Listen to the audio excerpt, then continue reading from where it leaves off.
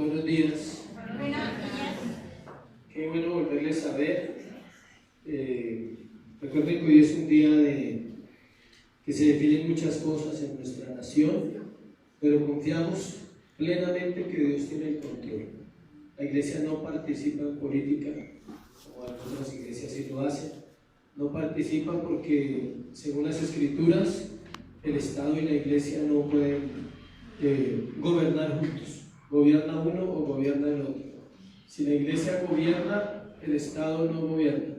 Y si el Estado gobierna, la iglesia no gobierna. Y la que gobierna el mundo es la iglesia, no los estados. No sé si usted sabía eso. El mundo está gobernado por la iglesia bajo la dirección de Dios. Y Dios puso gobernantes y estados para darle un orden a la sociedad. Pero lo que gobierna el mundo es ¿quién? Dios, no los hombres. Entonces siempre se hará lo que Dios quiera. No importa el pueblo lo que quiera, aparentemente el pueblo elige, pero según las Escrituras el pueblo no elige nada. Dios pone y quita. Dios ordena y Dios determina quién gobierna la nación de acuerdo al corazón de la nación. Si la nación necesita un tirano, Dios pondrá un tirano. Si la nación necesita y tiene argumentos a favor, Dios hará bien a esa nación. Por eso siempre es importante orar por nuestra nación. Bueno, y la libertad de conciencia. Cada cual es libre de elegir cómo quiera votar. Amén. Vamos a hacer un anuncio. Tenemos el seminario el 30 y 1 de diciembre. Es el seminario de congregación La Iglesia. Lo hacemos anualmente.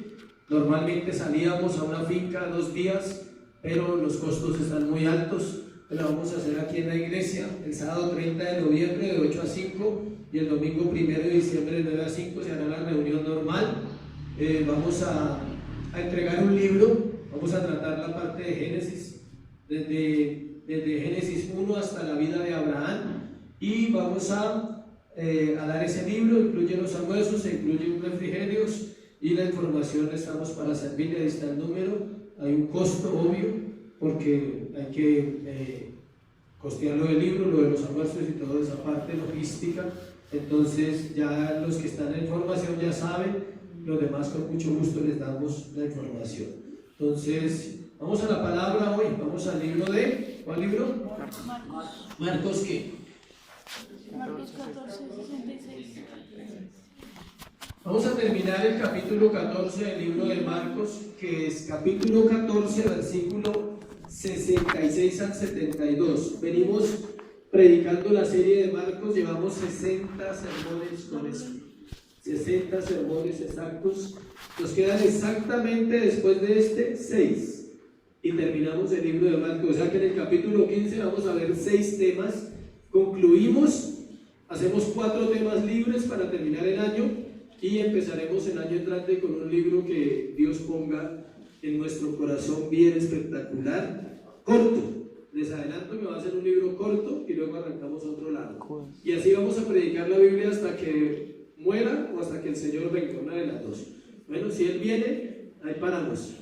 Y si Dios me lleva antes, pues ahí paramos y llegará otro. Pero hasta ahí lo vamos a hacer siempre libro por libro. ¿Por qué? Porque es la única manera para que un pueblo entienda las Escrituras. Libro por libro. ¿Cuántos han venido a las 60 de Marcos? ¿Han entendido algo? Algo se aprende de Marcos. Capítulo 14, versículos 66 al 72. Estando Pedro abajo, en el patio, vino una de las criadas del sumo sacerdote y cuando vio a Pedro que se calentaba, mirándole dijo: tú también estabas con Jesús el Nazareno. Mas él negó diciendo: no le conozco, ni sé lo que dices.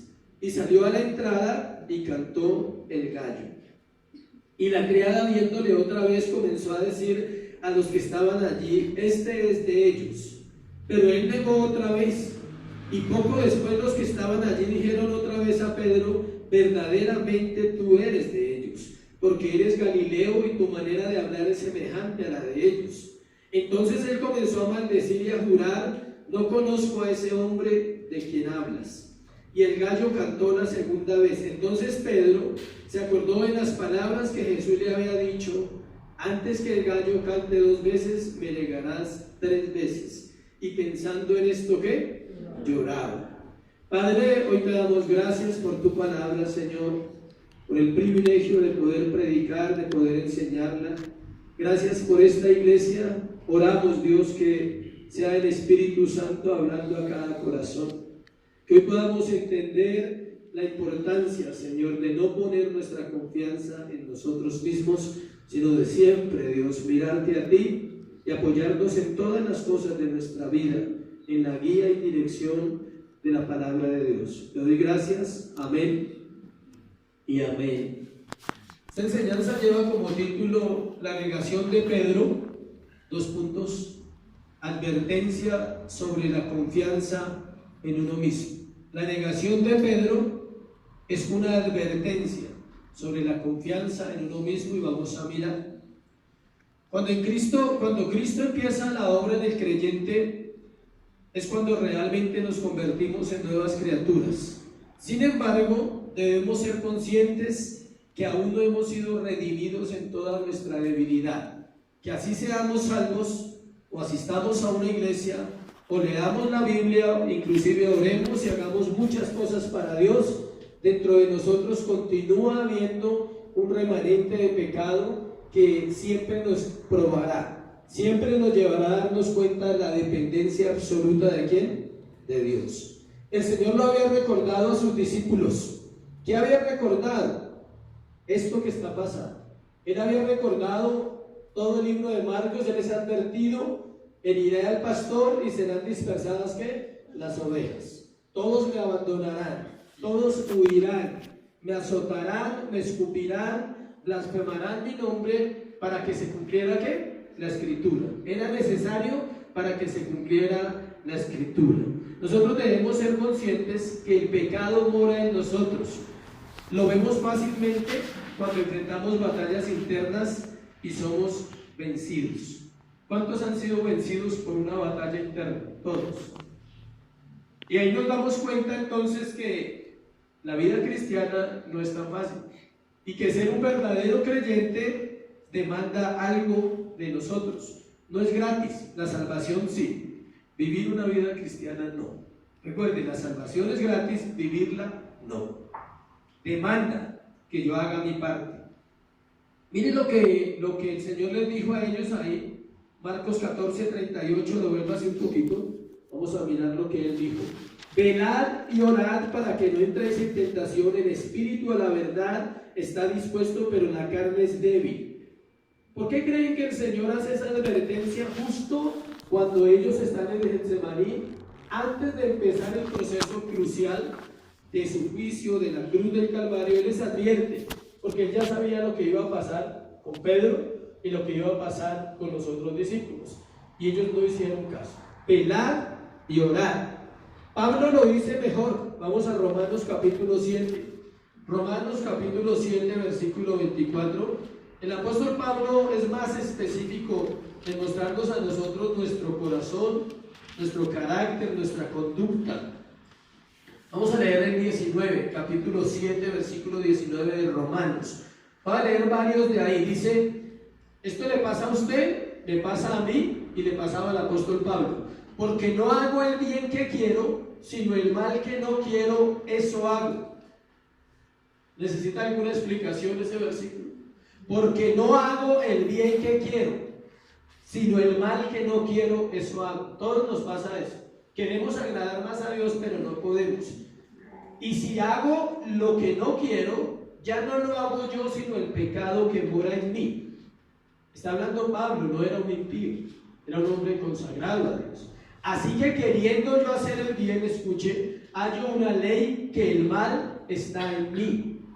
¿Sí sabía que el mal está dentro del hombre? Le preguntaron a Dios que ¿por qué no destruía el mal? Alguien le hizo esa pregunta a Dios algún día, de pronto un niño curioso. Dios, ¿por qué no destruyes el mal? ¿Sí? Y el Señor le dijo: porque tendría que destruir a todos los hombres. Porque el mal está ¿dónde? En el corazón del hombre. El mal no está fuera del hombre. El mal no es su vecino, su esposo, su especie no es el mal. Si usted cree eso, pues toca orar. El mal no son las personas. El mal no son las circunstancias. El mal está dentro del hombre, es una naturaleza que está en el hombre. Alguien dirá, entonces Dios es injusto.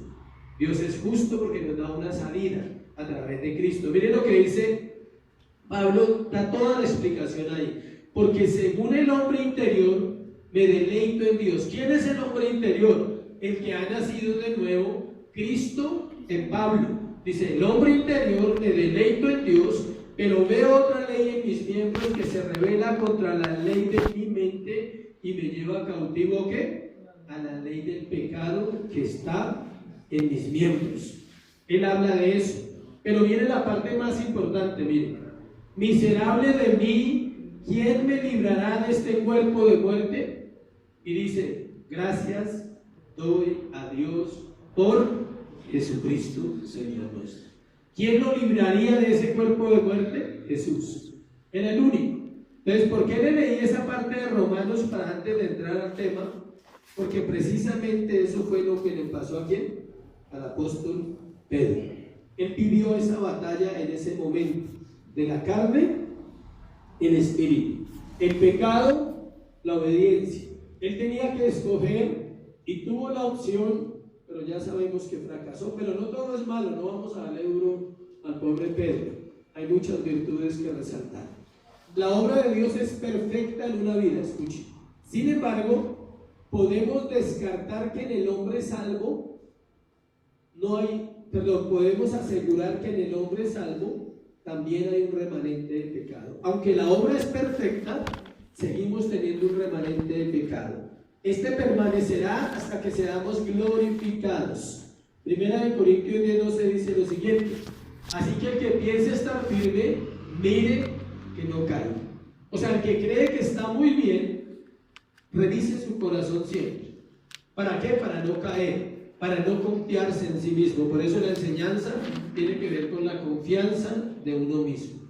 No solo estar alerta contra Satanás y el mundo. Cuando llegamos a la iglesia, nos hacen a veces creer solamente que el enemigo es ¿quién? Satanás, el mundo, el pecado. Pero debemos vigilar constantemente nuestro interior en referencia a la palabra de Dios. Siempre hallaremos que nos hace falta y así creceremos en humildad y no en orgullo. Siempre el cristiano verdadero está revisando su corazón con humildad, no con altivez diciendo, yo ya sé eso. Mire, lo peor que le puede pasar a la gente que se sienta a escuchar un sermón independiente del predicador es pensar que ya sabe lo que se le está predicando. Si usted ya lo supiera todo, viviría mejor. Si usted aplicara lo que escucha cada domingo, más de uno no estaría en este lugar. ¿Sabe dónde estaría? Sirviéndole al Señor o en el cielo. Una de las dos.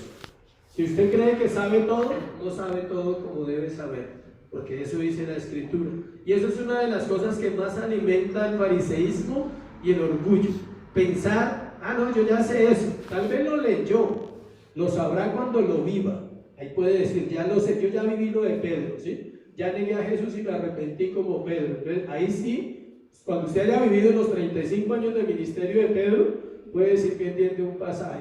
De lo contrario, hay que creer, orar y decirle, Señor, ayúdame a aprender los consejos que traes a través de la vida de Pedro de ese momento para mi vida, para ya no repetir las mismas historias. Los que se vuelven orgullosos por saber un poquito o creerse mejor que aquellos no conocen de Dios, son un blanco fácil para el enemigo. Les repito, los que se vuelven orgullosos por saber un poquito o por creerse mejor que los del mundo, son un blanco facilísimo ¿para quién? Para el enemigo. Pero Pedro no solo falló, o sea, vamos a ayudar un poco a conocer a este hombre, porque normalmente los predicadores le dan duro a Pedro siempre. Es un ejemplo terrible de cosas mal, ¿sí? La imprudencia, su insensatez, su acelere, que obvio ahorita lo vamos a hablar también, pero antes vamos a librar un poco la vida de Pedro. Encontramos momentos brillantes de su caminar con Dios, también, o sea, ¿sí? No solo la parte mala. Encontramos aportes poderosos en el ministerio de Jesús que él hizo. Los evangelios nos dicen que él dejó todo por seguir a su Señor, Marcos 10:28. Si usted lo lee en Marcos 10:28, dice que él dijo, y los que hemos dejado todo, ¿qué ganaremos, Señor? dejamos todo, y es cuando el Señor le da la promesa de lo que van a recibir. Fue Pedro quien expresó las siguientes palabras en Juan 6, del 68 al 69. ¿A quién iremos? Tú tienes palabras de vida eterna. Tremenda revelación, tremenda expresión. También fue quien dijo en Mateo 16, 16, tú eres el Cristo, el Hijo del Dios viviente. Nadie más lo dijo, solo lo dijo ¿quién? Pedro. Y Juan 13, 19 nos muestra el momento en que le lavaron los pies. Y él dice, Señor, no solo los pies, también las manos y la cabeza. O sea que en medio de su carácter tan voluble, tan cambiable, Pedro tenía cosas brillantes, era diferente a los otros. Por eso él se constituye en la cabeza del grupo de los 12 cuando Cristo parte y queda llenos del Espíritu Santo. Pero indudablemente Pedro es la cabeza visible, digamos, de la iglesia en Jerusalén durante los próximos 30 o 35 años después de la partida de Jesús. Entonces no estamos hablando de un hombre malo, no estamos hablando de un hombre que estaba perdido, estamos hablando de un hombre cualquiera, como usted y como yo, con debilidades y falencias que tuvo que enfrentar esta situación. Vamos a tratar este tema en 3 etapas. El momento de la negación de Pedro lo vamos a ver en 3 etapas. Primero, vamos a ver su insensata confianza. Luego vamos a hablar de su cobarde fracaso. Y luego vamos a hablar de su ferviente arrepentimiento. ¿Sí tomó nota? Su insensata confianza primero, luego su cobarde fracaso y finalmente ¿qué? Su ferviente arrepentimiento. Entonces vamos a entrar al tema de hoy. Primero, su insensata confianza. Ahí hay una palabra, faltó una palabra ahí que decía contexto. Había que ponerla. Ahí decía contexto en lo que dice su insensata confianza. ¿Por qué contexto? Porque necesitamos estudiar el contexto anterior para ver dónde falló Pedro y para darnos cuenta que Pedro no falló en esa hora, él ya había fallado y ya venía construyendo su caída. ¿Cuántos saben que la caída se construye? No es que iba por la calle, pastor, y salió una mujer en minifalda y era terrible y terminé durmiendo con él. No funciona así. No es que llegué a tal lado y había un dinero ahí y lo tomé. Pues la verdad tenía una necesidad y pues no tenía trabajo y pues me tocó hacerlo. ¿Yo qué hago? No sucede así. Y si sucede así, en cualquiera de los 2 ejemplos que le acabo de poner, es porque hay una preparación previa, valga la redundancia, en el corazón. El corazón ha ido dando avisos, Dios ha ido hablando y el corazón va para una caída. Para comprender esto es necesario que miremos que la semilla del fracaso de Pedro se sembró antes de su caída, y es así como funciona en la vida de los cristianos. Nadie falla o peca de un momento a otro, no es que yo no sabía, menos los que ya conocemos. No caemos o fallamos por casualidad, no cometemos pecados que afectan a otros porque estábamos ese día de malas, todo es un proceso, tanto la destrucción como la construcción o restauración de un hombre. La restauración de una vida es un ¿qué? Proceso, pero la caída también es un ¿qué? Proceso. Proverbios 18, 16 dice lo siguiente. Este deberíamos sabérnoslo todos de memoria. Antes del quebrantamiento es la soberbia y antes de la caída la altivez de espíritu. Muchos ya lo han vivido y han aprendido la lección, y otros ya lo han vivido y no están aprendiendo la lección. Pero Dios se encargará de que aprendamos todas las lecciones. Tanto en el aposento alto como en el huerto de Getsemaní, ya Pedro había mostrado exceso de confianza.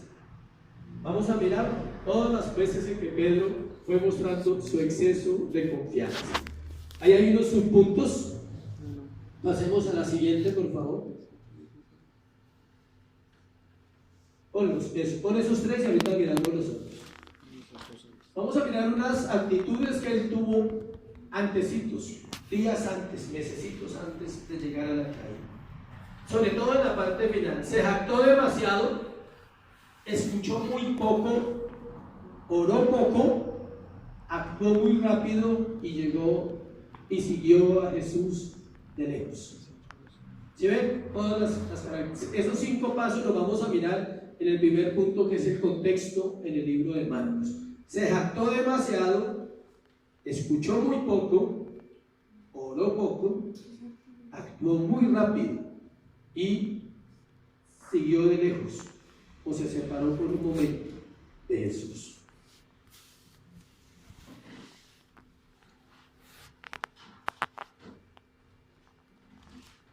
Miremos cada paso rápidamente.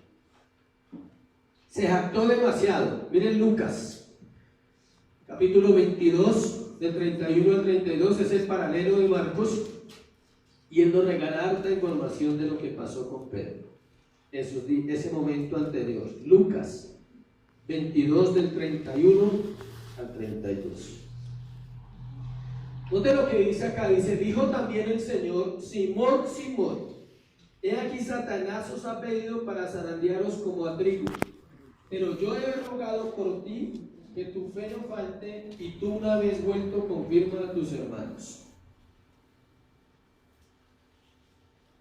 Mire la respuesta de Pedro en el versículo 33. Él le dijo: Señor, dispuesto estoy a ir contigo, no solo a la cárcel, sino también ¿a dónde?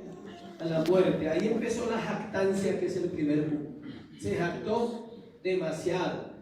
Él dijo: Señor, yo estoy dispuesto a ir contigo y estoy dispuesto a ¿una qué? A morir. O sea, si me llevan a la cárcel, yo voy donde sea. A usted no se lo van a llevar solo, lo llevan a los dos. Conmigo para las que sea. Ese era el lenguaje del apóstol Pedro. ¿Se ha escuchado esas palabras en alguien que lo ha dejado botado después? Obvio. Se escucha muy comúnmente. Hasta la muerte. Pero no sabemos qué es muerte para esa persona, porque al rato ya no está. No, cuente conmigo para lo que necesite, y cuando usted lo necesita ya no está. Usted no puede contar con esa persona. Jactancia, hablamos demasiado, prometemos demasiadas cosas que no vamos a cumplir. Obvio que Pedro no sabía lo que estaba diciendo. La respuesta de Pedro no fue humilde, no desconfió de sí mismo, sino que se jactó de su valor, menospreciando así las palabras que habían salido de la boca de Jesús. Es increíble. Uno ve estos 2 versículos de Lucas y dice que Jesús le dice: Pedrito, el diablo ha pedido tu alma para zarandearla como a trigo. Note que Jesús no le dijo: Pedro, hay altas posibilidades que cuando yo me marche, Satanás te ataque. ¿Sí le dijo así? ¿No? Él está asegurando, le dice: Pedro, tu alma va a ser zarandeada. Él no le está diciendo que de pronto iba a vivir batallas o luchas, ya le estaba adelantando un poquito, pero él menosprecia las palabras de Jesús. Eso pasa con el cristiano. Menospreciamos el consejo semanal, menospreciamos el consejo interno que Dios te da cuando vas a leer la Biblia y cuando estás en comunión con Él. Él te está hablando. Hay cosas que Dios te dice que van a suceder y tú no quieres creer. Hay cosas que dice Dios que van a pasar si no hacemos ciertas cosas, y van a pasar en nuestra vida y nos hacemos los locos.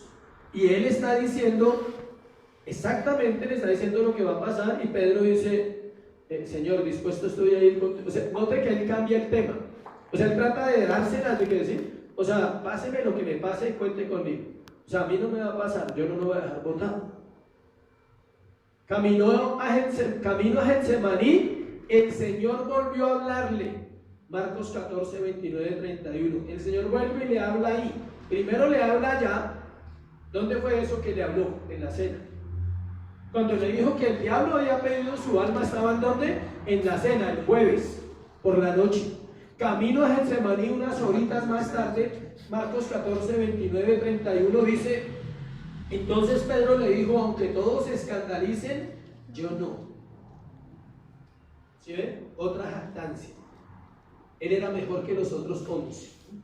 Los otros 10, perdón. ¿Sí ven? Así nos pasa. No, yo no creo que a mí me pase eso que le pasó a una persona en la iglesia. Terrible lo que hizo esa persona. ¿Sí saben que somos así a veces? Nos enteramos del pecado de otro y decimos: uy, terrible eso. Eso nunca me puede pasar a mí, jamás. Porque yo hoy leo la Biblia. ¿Quién dijo que eso garantiza algo? Nada. Mientras haya una confianza en sí mismo, el hombre está expuesto a un totazo. Es así. En ese diálogo Pedro volvió a contestar con petulancia, desconociendo su naturaleza y las circunstancias que iban a pasar. Él no se imaginaba lo que iba a pasar a la hora. Él pensaba que iba a ser algo difícil, por ahí alguna situación, de pronto él diría ahorita vamos, el Señor ora y nos vamos a dormir. Ya. O sea, él no se imaginaba que esa noche era la noche que el Señor había establecido para que todo pasara. Nublado por su autosuficiencia, Pedro se sintió invencible e incapaz de ser desleal a su Señor. Hay dos extremos. Uno, sentirse demasiado seguro y creerte demasiado santo. Y el otro, sentirte demasiado pecador y demasiado culpable. Son extremos dañinos. Ambos tienen que ser manejados con sabiduría en un punto intermedio. Sí somos pecadores, pero no estamos reprobados, que es diferente. Y sí somos santos, pero no impecables, que también es que diferente. Pedro escuchó muy poco. Ve, el orgullo de Pedro no solo le cegó la mente, sino que también le ensordeció los oídos. En lugar de escuchar a Jesús, hizo caso omiso de lo que le decía. Él sabía que Jesús era el Cristo. Mateo 16:16 nos lo dice cuando él dice: tú eres el Cristo. Note que Pedro sabía que él no era solamente Jesús el hombre, sino que era Cristo el Mesías. El Señor advirtió a todos muchas cosas, pero con Pedro fue más personalizado. Lo vimos ahí en 14:30 de Marcos, cuando le dice, Jesús le dijo: de cierto te digo que tú hoy, en esta noche, antes que el gallo haya cantado 2 veces, me negarás 3. O sea, con todos él les advirtió, dijo: cuando me cojan, me van a pegar, me van a escupir, me van a maldecir, me van a maltratar y todos van a huir. ¿Listo? Eso era general. Pero con Pedro no. Con Pedro fue ¿qué? Personal. Yo me imagino a Pedro allá al lado del Señor diciendo: venga, te voy a decir algo. Allá aparte solo a él. Tuvo que haber sido a él. Lo cogió aparte y dijo: Pedro, esta noche no vas a negar. Yo me imagino a Pedro la cara que haría, ¿no? ¿Yo? O sea, ¿yo, Señor? No, o sea, jamás. Tú sabes que no es lo que yo te amo. Es cuando le dice eso. El terco discípulo cerró los oídos y comenzó a debatir con su maestro. Versículo 31 de Marcos 14. Mas él con mayor insistencia decía.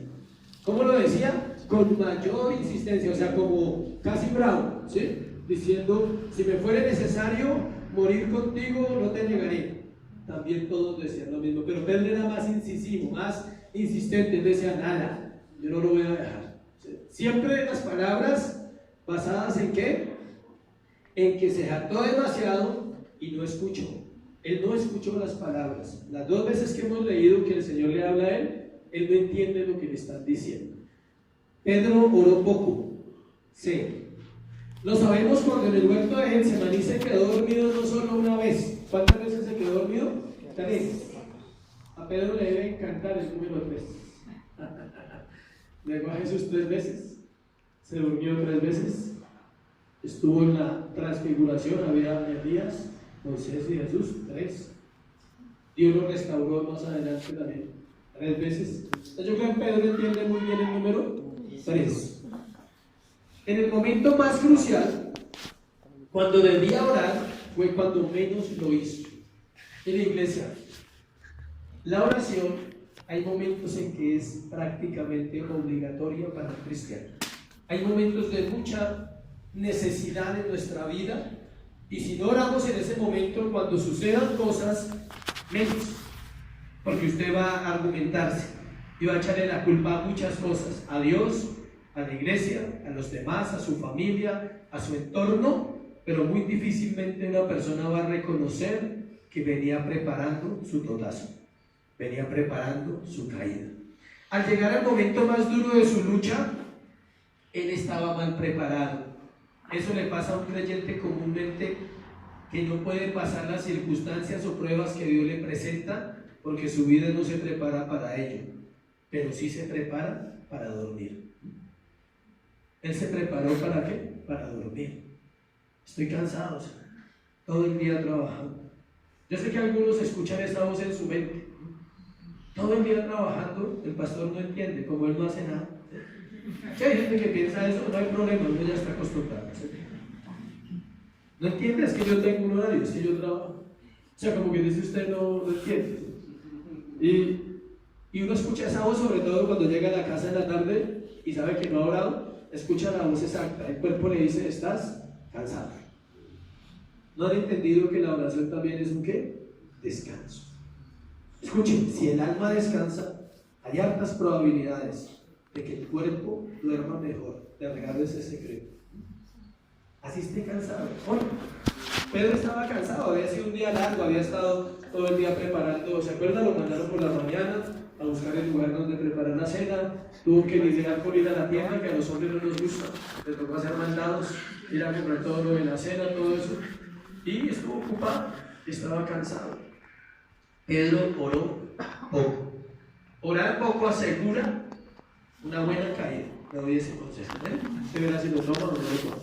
Orar poco para un cristiano no es bueno. Por favor. Pedro actuó muy rápido. Los adormecidos discípulos acababan de despertar cuando los soldados armados venían a arrestar a Jesús, al que ellos amaban. Y en un acto de valentía propia de Pedro saca la espada y actúa con ligereza, no esperando instrucciones del Señor. Algunos no actúan y otros actúan muy rápido. Se confían de sus propios conocimientos, su propia sabiduría. El Fasenerí estaba dormido. ¿Qué pasa cuando usted está dormido y lo despiertan? Usted no está totalmente despierto. El cerebro está en un estado de dormir y tiene que un momentico como que decir ubicarse. Lo más probable es que Pedro todavía estaba así como medio dormido cuando vio que venían sobre el Señor y saca la espada y ataca. Su ataque tenía que ver con sostener las palabras que había dicho con anterioridad. Él había dicho, yo moriré por ti, yo iré a la cárcel por ti. O sea, él en su jactancia todavía quería sostener ¿qué? Sus palabras con la espada. Las actitudes de los discípulos fueron contrarias a la enseñanza que habían recibido, porque aún sus vidas estaban en ellos mismos y no en el Señor. El Señor los había reunido a ellos en el Sermón del Monte y les había dicho que había que bendecir a los enemigos, que había que perdonar a los que nos ultrajan, que había que poner la otra mejilla, pero en ningún momento Pedro se acordó de los sermones de Jesús. Solamente se acordó que tenía una espada en la cintura y le echó mano rápido y la sacó. ¿Sí ven? A veces actuamos demasiado ¿qué? Rápido, sobre todo en circunstancias difíciles, en pérdidas o fracasos, situaciones diarias con la familia, situaciones, actuamos rápido, no pensamos. Entonces recuerde que hay que pensar. Pedro le siguió de lejos. Lucas 22:54, vamos a Lucas. Dice, y prendiéndole le llevaron y le condujeron a la casa del sumo sacerdote, y Pedro le seguía ¿qué? De lejos. Lucas nos habla de ese episodio ya dentro del patio del sumo sacerdote. El apóstol se vio atrapado, escuche, entre la fe y el temor, entre la lealtad y el terror, y entre el valor y la cobardía. Me voy a repetir para los que toman nota. Lucas nos está diciendo que Pedro sigue a Jesús de lejos en el patio. ¿Por qué? Porque estaba atrapado entre el temor que tenía porque lo podían matar, pero también entre la lealtad que él quería tener con su Señor. También estaba atrapado entre el valor de decir, yo creo que pensaría, ¿cómo lo libero? ¿Cómo hago para liberarlo? Y la cobardía que sentía porque ya lo iba a negar. Y estaba atrapado también entre la lealtad y el terror, entre el valor y la cobardía. Es fácil estar ahí, escuche. Para cualquier cristiano es fácil estar en la mitad de esas palabras, entre el valor y la cobardía, entre la lealtad y el terror, y entre la fe y el temor. ¿Qué es lo contrario a la fe?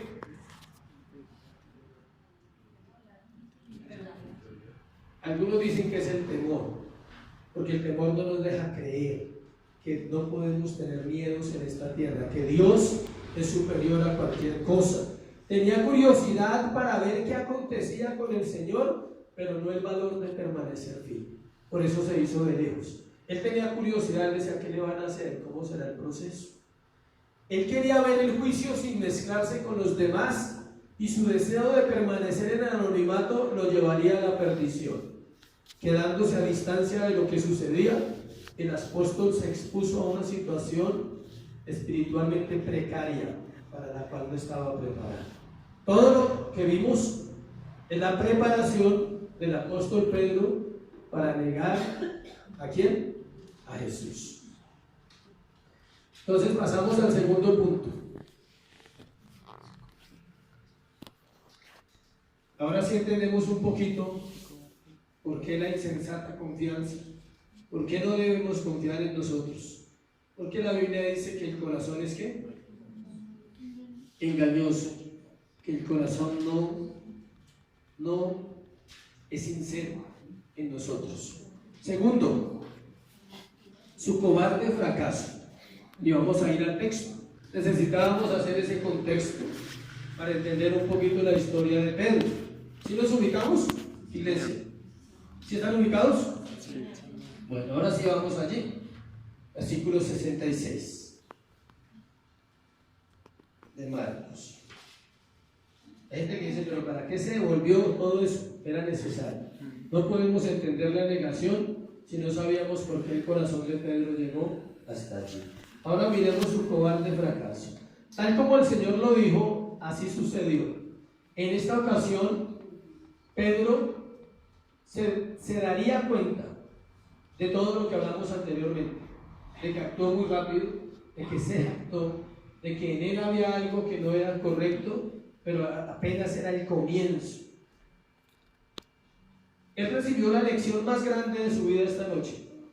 Algunos piensan que la lección más grande de la vida la va a recibir cuando sea pastor, o cuando tenga una iglesia, o cuando ya esté viejito y tenga capacidad de entenderlo. La lección es más grande de la vida, no sabemos cuándo la vamos a recibir con Dios, pero la recibimos. Para él esa fue su lección más grande en toda su vida ministerial. Y los libros que él escribe lo comprueban. Usted lee los libros de Pedro y puede ver todo lo que él advierte contra estos puntos que acabamos de mirar. Él advierte todo el tiempo sobre eso. ¿Por qué? Porque él lo vivió. Porque él en carne propia supo lo que era el fracaso por su confianza en ¿quién? En sí mismo. Él lo sabe. Y usted se deleita leyendo Pedro cuando entiende la historia de Pedro antes de que él sea un escritor. Todas las negaciones de Pedro sucedieron mientras el Señor estaba en el patio del sumo sacerdote. La secuencia de las 3 negaciones la presentan los 4 evangelios, dando importantes detalles cada uno. Él habría entrado al patio del sumo sacerdote con la ayuda de otro discípulo. No voy a ir a las citas, pero se las voy a dictar porque nos toca estar hablando de Juan, y nos toca estar hablando de Lucas, y les toca estar hablando de Mateo, pero como ustedes son una iglesia bíblica, ya se ubican rápidamente en los contextos. Él había entrado al patio del sumo sacerdote con la ayuda de otro discípulo. Juan 16:18 dice que identifican como Juan. El discípulo que pudo hacer que Pedro entrara a la casa o al patio del sumo sacerdote era ¿quién? Juan. ¿Por qué? Porque Juan era conocido del sumo sacerdote. Lo vimos hace unos tiempos, no sé si fue en el libro de Juan o en este mismo evangelio, donde decimos que Juan parece que vendía pescado a los sacerdotes, porque tenía una empresa, no era un pescador allá de toda la noche para sacar un pescado, no, él era un empresario, aunque no eran adinerados, eran personas muy trabajadoras. Se puede ser trabajador sin tener plata, ¿cierto? ¿Sí? Ah, bueno. ¿Y se puede tener plata sin ser trabajador? También. ¿Sí? Hay mucha gente que lo logra. No estoy diciendo que sea correcto, ¿no? Aclaro.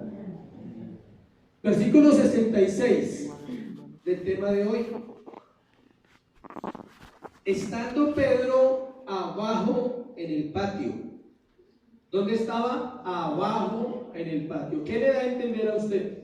Que había un lugar alto, que el patio era abajo y que las casas estaban allá y tenían 2 pisos, que allá estaban pasando muchas cosas. Pero el escritor gramaticalmente no usa esas palabras de casualidad. Él dice, estando Pedro, ¿dónde? Abajo en el patio. Normalmente las casas de los líderes o de los que dirigían la nación eran muy diferentes a las otras casas. No había casas de 3 o 4 pisos, eran máximo 2, pero 2 anticos. Y el patio era grande. En esa casa vivía Anás y Caifás, compartían casa. Por eso unos relatos dicen que en el patio de Anás y otros que en el patio de Caifás, y el que no estudia se confunde y dice que la Biblia dice mentiras. Pero era que los 2 vivían en la misma casa porque eran familiares, uno era el suegro del otro y tenían en común el patio. O sea, habían varias habitaciones y allá vivían varios de los líderes del pueblo de Israel. Dice que estando Pedro abajo en el patio, vino la criada del sumo sacerdote. Ahí sí nos toca ir a Juan capítulo 18 para poder entender. Juan capítulo 18, versículo 15. Note para saber quién era ella. Y seguían a Jesús, Simón Pedro y otro discípulo. Se ve que ahí lo nombran. Y este discípulo era conocido del sumo sacerdote. Y entró con Jesús al patio del sumo sacerdote. O sea, Juan fue el que ayudó a entrar a ¿quién? A Pedro. Mas Pedro estaba fuera de la puerta. Salió pues el discípulo que era conocido del sumo sacerdote y habló a la portera e hizo entrar a Pedro. Note esa palabra, la portera. Entonces la criada portera, ella es la que aparece aquí en Marcos. Ella, la criada portera, dijo a Pedro: ¿no eres tú también de los discípulos de este hombre? Dijo él: no lo soy. Entonces Pedro, volvamos a Marcos 66, dice: estando abajo en el patio vino una de las criadas del sumo sacerdote. Ya sabemos cuál es, la que le abrió la puerta. Dice que cuando le vio se quedó mirándole fijamente. Dice Lucas: toda la semana habían estado en el templo predicando y hablando, y lo más probable es que esta mujer lo hubiera visto antes y lo pudiera reconocer. Quizá la criada lo recordaba. Al parecer ella repitió varias veces la acusación, de tal modo que todos escucharon. Usted se parece al grupo de los que andaban con Jesús y él se hizo el loco. Entonces ya tuvo que repetir: hey, que usted se parece a los que andaban con Jesús, y volvió y se hizo el loco. Entonces todos empezaron a mirar como que sí se parece. Y si es uno de ellos, imagínense el pánico de Pedro en una cantidad de soldados y siervos del sumo sacerdote en esa situación. Versículo 67. Cuando vio a Pedro que se calentaba mirando, le dijo: tú también estabas con Jesús en Nazaret. Las palabras tomaron por sorpresa a Pedro, quien inmediatamente negó diciendo: no lo conozco, dice. Mas él negó, versículo 68, diciendo: no le conozco ni sé lo que dices. Y salió a la entrada y cantó el gallo. Salió a la entrada, o sea, él se retira de donde están todos reunidos porque se siente acosado. Ella le repite varias veces y él niega y dice: yo no lo conozco, no sé qué me dices. Y a la entrada se fue tratando de ocultarse y poder seguir anónimo en el lugar. Dice que el gallo cantó la primera vez. Al parecer Pedro estaba tan mal, escuchen, tan mal, que no recordó las palabras de Jesús. Si él hubiera tenido un poquito de conciencia, él dice: uy, ya cantó el gallo una vez y el Señor me dijo que a la tercera, entonces yo mejor me voy. ¿Sí? Él se hubiera ido. Escuchen, a veces estamos en lugares donde el gallo puede cantar, ¿sí? Y tenemos que salir de ahí, porque Dios siempre advertirá. ¿Sí sabía? Nadie cae en pecado sin una advertencia del Señor. En momentos de confusión no vemos señales de advertencia que vamos a terminar mal. No las vemos porque estamos ciegos, estamos embotados. Nuestra confianza está puesta ¿en quién? En nosotros mismos. Versículo 69. Y la criada, viéndole otra vez, comenzó a decir a los que estaban allí: este es de ellos. Intensa, ¿cierto? Una persona intensa. O sea, usted dice: uy, qué intensa la criada. La criada vuelve y le repite: esta vez A la criada se le unieron al menos 2 personas, según Mateo 26, 71. Miren, vamos a mirar la historia. Mateo 26, 71.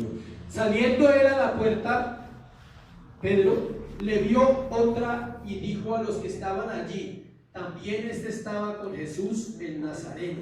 Pero él negó otra vez con juramento, diciendo: no conozco a este hombre. Dice que por lo menos en 26:71 dice que había otra mujer, y en Lucas 22:58 dice que había un hombre. O sea que ya eran 3 personas las que lo acusaban de que él conocía a Jesús, y la situación se estaba haciendo ¿qué? Tensa. Versículo 70 de Marcos. Pero él negó otra vez, y poco después los que estaban allí dijeron otra vez a Pedro: verdaderamente tú eres de ellos, porque eres Galileo y tu manera de hablar es semejante a la de ellos. Esta vez Pedro no fue sorprendido como la primera vez.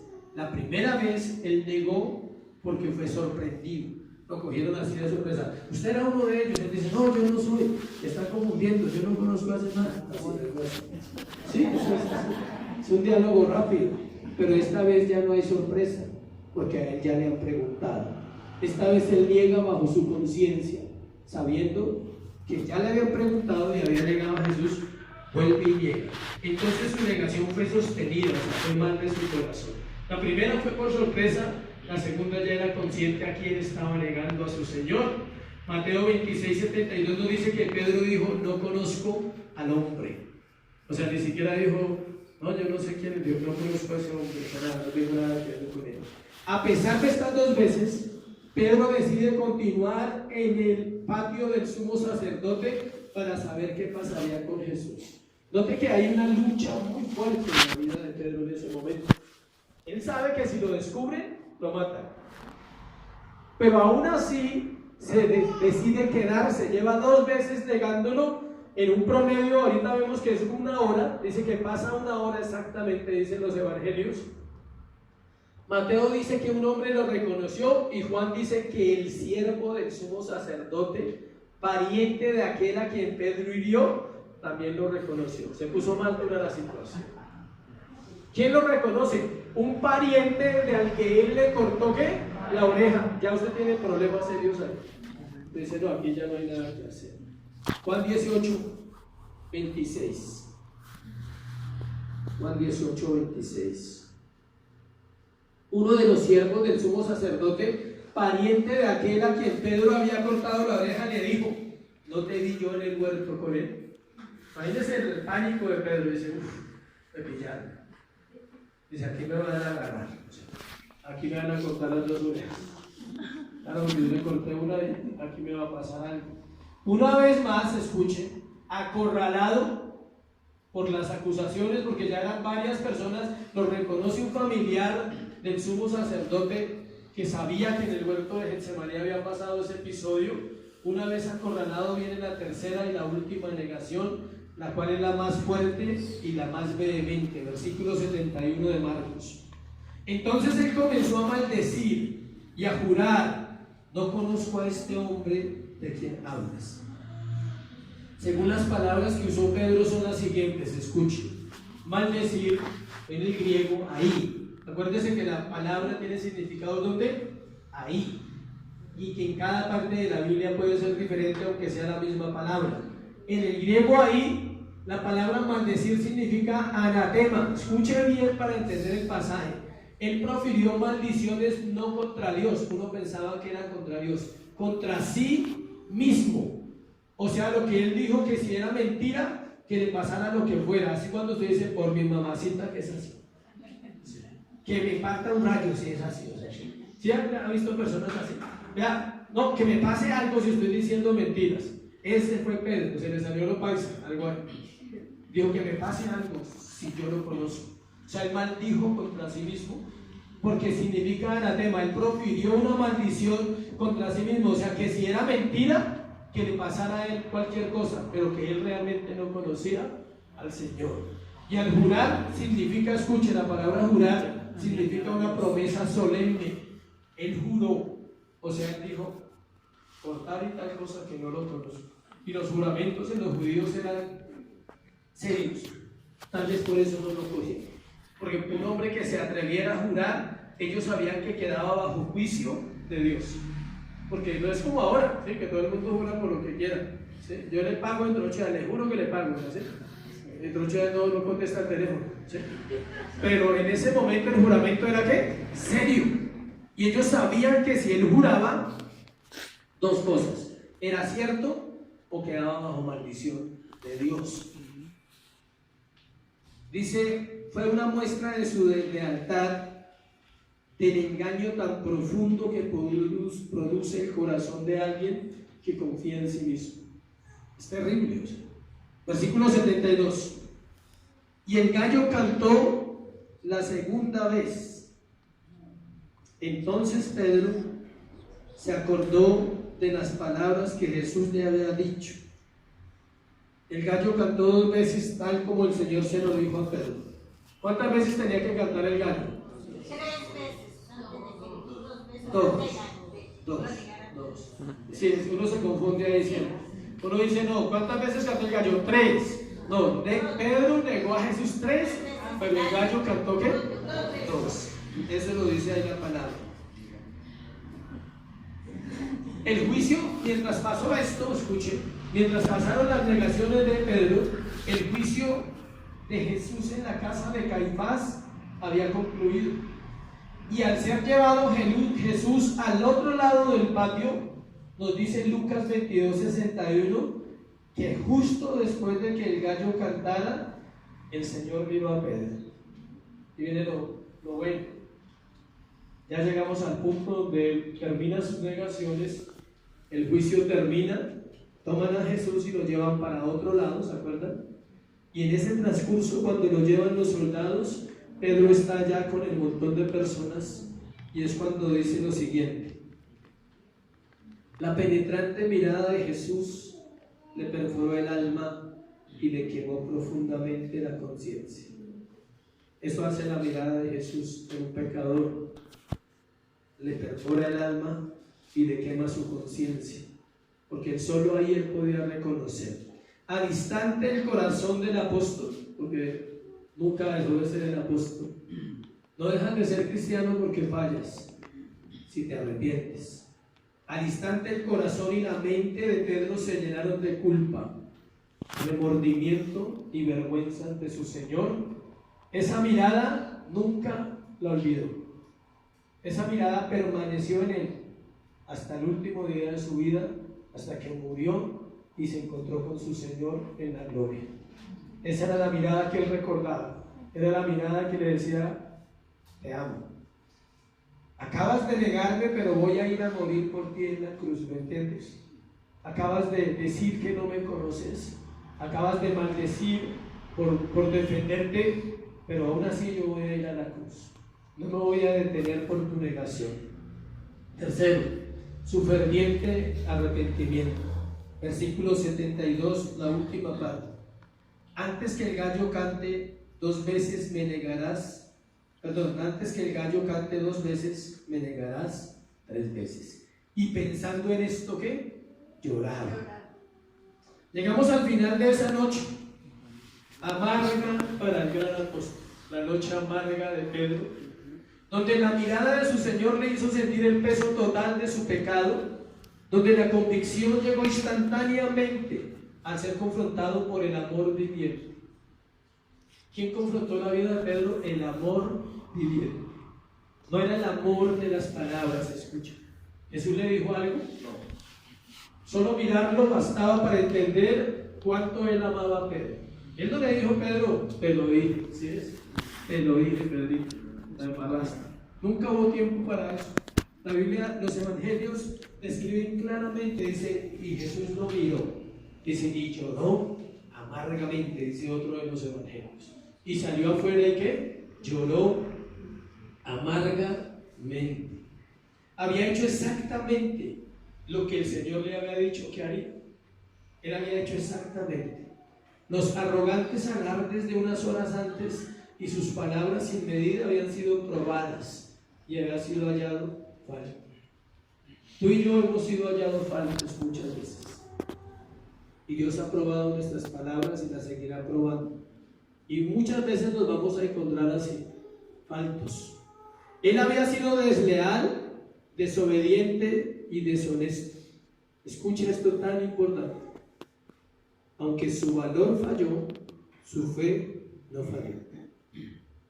¿Cómo? ¿Cómo sucedió eso? Ya lo vamos a mirar. Aunque su valor falló, su fe no falló. Sabía en su corazón que su Señor era bueno y que Él era Cristo y que le perdonaría una y otra vez. Él sabía que Él era Cristo. ¿Sí ve la ventaja de saber quién es Cristo? El que no lo sabe, peca y se va de una congregación porque no cree que pueda haber una ¿qué? Restauración. No estoy incitando a nadie a pecar. Estoy diciéndole lo que es conocer a Cristo. Siempre que su arrepentimiento fuera genuino, Pedro sabía que Él lo iba a restaurar. El mismo Señor se lo dijo. Lo leímos ahora y se lo voy a volver a recordar. Lucas 22:32, que había orado para que su fe no ¿qué? Faltara. ¿Se acuerdan? Al principio del sermón de hoy. Pedro, el diablo ha tendido su arco para zarandearte como trigo, pero el Señor le dijo, pero yo he orado por ti, ¿para qué? Para que tu fe no falle. O sea, la fe no le faltó el valor. La fe es tan interna y cuando fallamos, fe es creer que Él nos perdona. Eso se necesita, esa fe. A diferencia de Judas, que sintió remordimiento y se suicidó, Pedro se arrepintió y salió ¿qué? Corriendo de ese lugar. Lucas nos lo dice, Lucas 22:62. Voy a leerle lo que dice Lucas. Y Pedro saliendo fuera lloró ¿qué? Amargamente. Una cosa es llorar y otra cosa es llorar amargamente. Son dos cosas diferentes. Una cosa son lágrimas y otra cosa son lágrimas de dolor por haber fallado a su Señor. Una cosa son lágrimas de cocodrilo, dicen por ahí, y otras son lágrimas sinceras. Estas lágrimas eran ¿qué? Sinceras. Aunque Pedro pecó severamente, su carácter verdadero no se ve en la negación, escuche, sino en su arrepentimiento. El carácter verdadero de un creyente es lo que él es por dentro, no lo que hace por fuera. Aunque fallamos y nos equivocamos, cuando somos hombres y mujeres salvos, nacidos de nuevo, nuestra conciencia nos llevará a un arrepentimiento y lo viviremos de corazón. Él descubrió la corrupción de su propia carne, descubrió su naturaleza corrupta, descubrió su depravación interna, porque brotó lo peor que había en él, sus miedos y sus inseguridades. Él sabía que había esperanza en Cristo y él sabía en quién había creído a pesar de todo y que era poderoso para restaurarle. Por eso él es el mismo que lo niega es el mismo que corre a la tumba, escuche.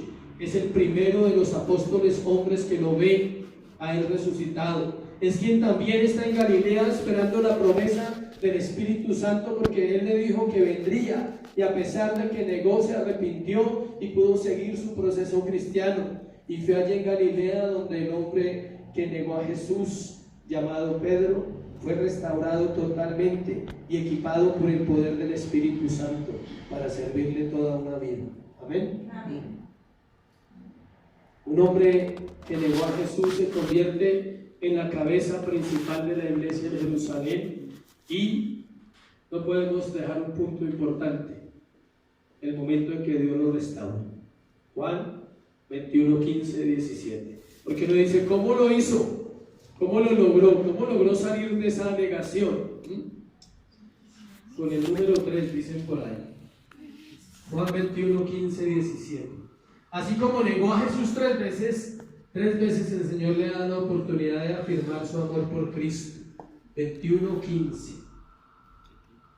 Cuando hubieron comido, Jesús dijo a Simón Pedro, note, los dos nombres, el nombre carnal y el nombre ¿qué? Espiritual.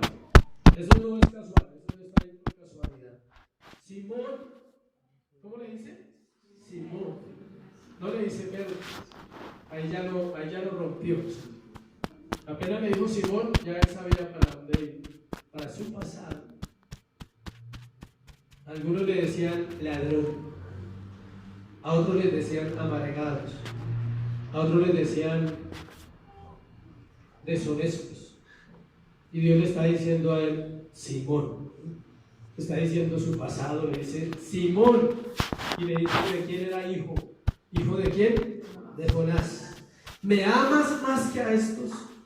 Le respondió, sí, Señor, tú sabes que te amo. Y él le dijo, apacienta mis ovejas. Esa es la primera vez. Dice, sírveme, apacienta a la gente. Todo esto lo aplica él en su ministerio después. Ahí le está dando las lecciones. Volvió a decirle la segunda vez, Simón, hijo de Jonás, ¿me amas? Pedro le respondió, sí, Señor, tú sabes que te amo. Él le dice, Señor, tú me conoces, tú sabes que te amo. Le dijo, pastorea mis ovejas. Si le dijo que pastoreara era porque iba a ser un ¿qué? Pastor. Si ve, cada cosa que le dice lo va llevando a una visión futura donde él entiende lo que va a hacer. Pero al final le dice, hijo de Jonás, otra vez le dice, Simón, hijo de Jonás, ¿me amas? Pedro se entristeció que le dijese la tercera vez, ¿me amas? ¿Por qué se entristeció? Porque recordó inmediatamente. No era casual. Si el Señor le dice, Pedro, ¿te acuerdas cuando me negaste? Vamos a hacer una cosa. Yo te perdono y puedes empezar tu ministerio. ¿Listo, Pedrito? Dios te bendiga. Amén. El Señor podía hacer eso porque era el Señor. Pero Pedro sabía para dónde iba Dios con esa recordatorio. Exactamente en la tercera vez se entristece. ¿Qué le recordó a Pedro la tercera vez de la negación? ¿Qué le recordaba? Su tristeza, su amargura, su dolor. Por eso él en ese momento dice, uy, aquí me la cobraron todas. Él no sabía qué respuesta le diría al Señor. Le decía, ¿te acuerdas? ¿Te imaginas a Jesús diciéndole, Pedro, ¿te trae algo de recuerdos esta conversación? No, el Señor es bueno. El Señor no nos restrega nuestro pasado. Si nosotros nos quedamos allí, es diferente. Si el cristiano se queda en su victimización, en echarle la culpa a una cantidad de cosas que ha vivido, en vez de tomar la fe, ponerla en Jesús y seguir adelante. Él le dice, Pedro, ¿me amas? Y le respondió, Señor, tú lo sabes que todo, tú sabes que te amo. Jesús le dijo, apacienta mis ovejas. Increíblemente este hombre que negó a Jesús se convertiría en prácticamente la mano derecha de Dios en la tierra en cuanto a la iglesia. Un hombre valiente, lleno de poder, anunciando el evangelio a toda criatura, y años más tarde sería quien alentaría a toda la iglesia del mundo entero en sus escritos, hablándoles que la fe sería aprobada. Terminemos en Primera de Pedro, capítulo 1, y miremos las palabras del apóstol Pedro al finalizar su vida. Primera de Pedro, capítulo 1, 6, 7. Acá usted lee esto y entendiendo la historia que contamos dice, ahora entiendo por qué Pedro lo dijo. Primera de Pedro 1, 6, 7.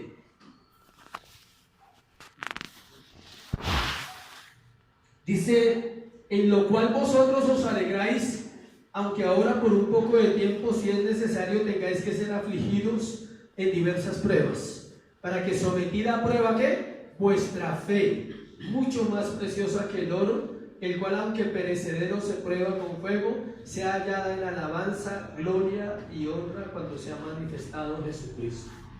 Él podría estar predicando y le dijo, les voy a contar una historia de un día que mi fe fue probada hace 30 y pico de años, cuando Cristo estaba en el patio del sumo sacerdote. Mi fe fue probada y por misericordia pasé. Aunque mi valor no me alcanzó, mi fe era clara quién era Él. Pedro aprendió que el orgullo y el exceso de confianza hacen débil al creyente, pero Dios concede la victoria a aquellos que son humildes, dependientes de Él y que están vigilantes frente a la tentación. Primera de Pedro, capítulo 5, versículos del 5 al 8. Igualmente, esto es para la iglesia, y esto es lo que dice Dios a través de su palabra para nosotros. Igualmente, jóvenes, estad sujetos a los ancianos, y todos sumisos unos a otros, revestidos de humildad, porque Dios resiste a los soberbios y da gracia a los humildes. Humillaos pues bajo la mano de Dios, para que Él os exalte cuando fuere tiempo, y echando toda vuestra ansiedad sobre Él, porque Él tiene cuidado de vosotros. Sed sobrios y velad, porque vuestro adversario el diablo, como león rugiente, anda alrededor buscando a quien devorar. ¿Se acuerdan que el Señor le dijo que el diablo lo había pedido? Él aprendió totalmente todas las lecciones y era un hombre maduro en este tiempo. Amén. Oremos. Ponte sobre tus pies y oremos. Señor, gracias a Dios.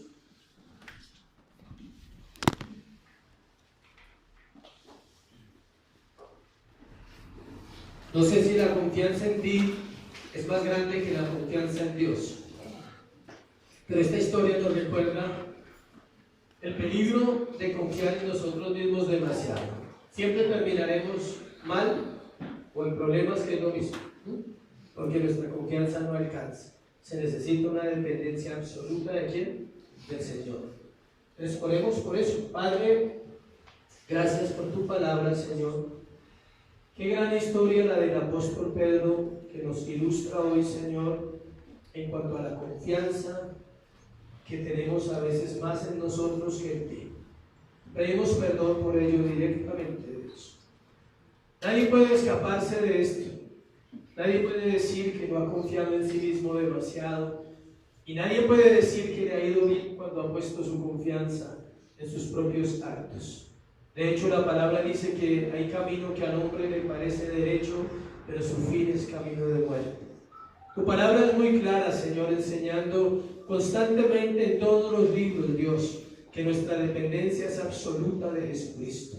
Que si oramos, tú nos oyes, y que como nos oyes, nos concedes lo que pidamos siempre conforme a la voluntad de Dios.